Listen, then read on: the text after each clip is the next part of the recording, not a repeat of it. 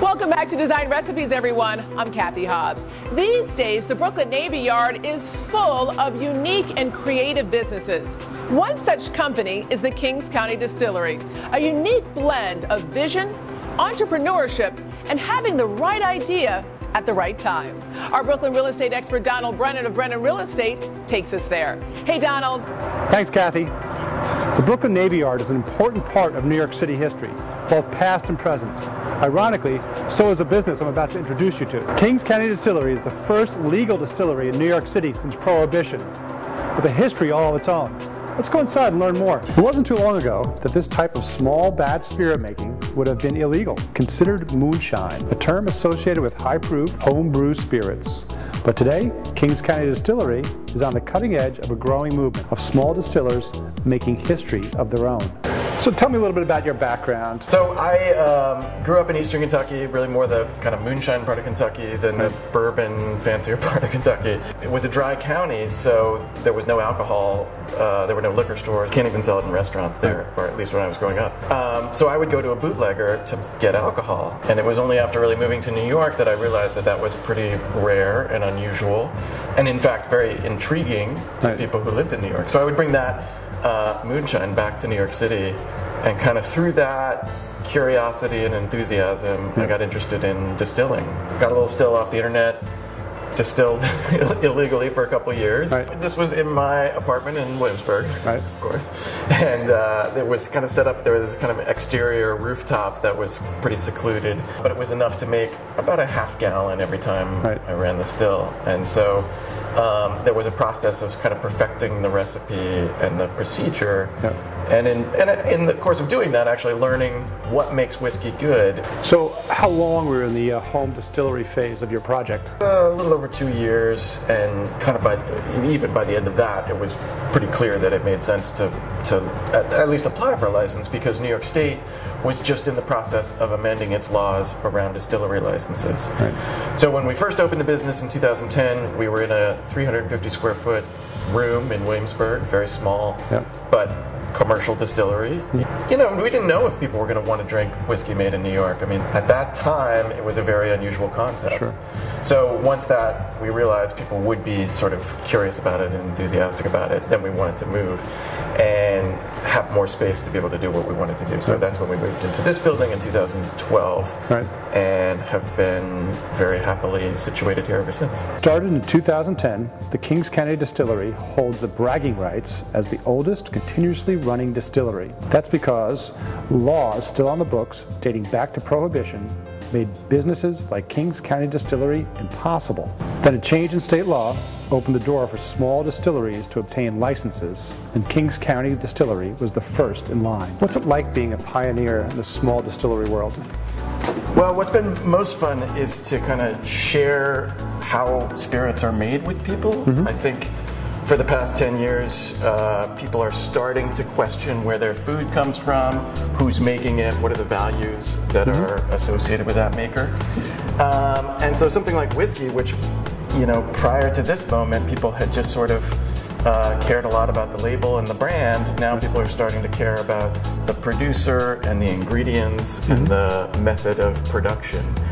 So people in other places are starting to be able to come to a distillery like this and actually learn what goes into the process. This is our tasting room. This is the outdoor part, and then we have a little indoor area here in the gatehouse. You can come here and get a flight of whiskey, you can get cocktails, you can buy bottles at retail. So it's a way to kind of not just sell the product to people, but also explain it, how to use it, how to enjoy it. Today, the independent philosophy that helped launch Kings County Distillery can also be found in its spirits. Here, classic recipes are distilled in imported Scottish copper stills. This is the main distillery floor. This is where all the whiskey actually gets made in this room. And everything begins in this white bag that's behind you. That's 1 ton of cracked organic corn. That's the main ingredient for the bourbon and the moonshine. The other ingredient is malted barley. So that's our mash bill. And that gets cooked up in this steel tank that's over here. Fermented in these big wooden vats, which are actually built by the same company that does the wooden water towers on the top of buildings around Brooklyn.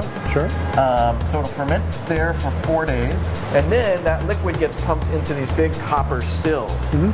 And so what the still does is it boils the liquid, and alcohol has a lower boiling point than water. Sure. So that's kind of a crude way in which we can concentrate and purify the alcohol, which is really all that distillation is. Right. Yeah. So Colin, can you tell us about the different types of spirits you make here? Well, we just make whiskey, which is one thing that sort of differentiates us. We make an unaged version, which people call Moonshine, then an aged version of that, which is Bourbon. That's the most popular American whiskey. And then we have a popular and controversial chocolate whiskey. Those are kind of the three core spirits that we have, although we have a lot of other things in the works that are coming. You want to try some whiskey? Yeah, let's do it. Cool. So I'll start you off with the Moonshine. This is 80% corn, 20% malted barley. Doesn't go into the barrel, so the color comes from the barrel, so the fact that it's unaged means that it's clear. That's delicious, nice and clean. Yeah, thanks. Next up, I'll do the aged version of the Moonshine, which is the Bourbon. So this spends anywhere, usually around 2 summers, so anywhere from 18 to 24 months in a charred oak barrel. So very different flavor profile. This one has notes of cinnamon and nutmeg and kind of black pepper, caramel, vanilla. That's lovely. Tastes great. We've won a lot of awards for the Bourbon and the Moonshine, both actually, over the years. There are 2 guilds that cover craft spirits, and they have awards. And even San Francisco International Spirits Award, which is the kind of most respected spirits awards we've won for our bourbons. This is kind of our most unusual spirit. This is the chocolate whiskey. So this is actually the Moonshine. It doesn't go into the barrel, but we infuse it with the husk of the chocolate bean. So this is what's left over after making the chocolate. It's usually just thrown away or composted. We infuse it into the Moonshine, and it gets this really rich, dark, bitter chocolate flavor. That's pretty interesting. Takes the edge off a little bit. You can mix it into a chocolate mint julep, a chocolate old fashioned, or just after dinner as a dessert drink. Yeah, very dynamic. Lots of different choices. Can you talk a little bit about the packaging? Pretty unique, clean, simple. I think a lot of spirits brands are kind of over branded, and people at a certain point feel like they're paying for the graphic designer as opposed to the distiller. So in our case, because we put so much emphasis on what goes in the bottle, what was on the bottle, it was designed to be muted, to not really be that flashy. And as a result, it's been very good for us, because I think people pick up the bottle out of curiosity and then buy it again because they like what's inside. Yeah. So Colin, what brought you to the Navy Yard? How'd you end up here?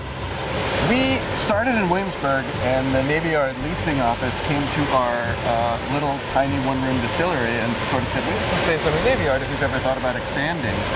And I thought the Navy Yard doesn't exactly scream delicious whiskey, like food products, as an industrial character. But then after visiting, I was curious about it. It was a really cool sort of piece of New York City's history. So for that reason alone, I was sort of like, well, maybe I'll check it out.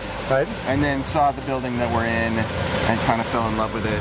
And then thought, there's a way to figure this out. And it was a really good decision for us. Yeah, seems like a good fit. What's really exciting is the people that are moving into the Navy Yard to join us, which is Brooklyn Brewery is coming. We have Rooftop Reds. So I think in the future this will be a destination for people wanting to see New York City's food culture.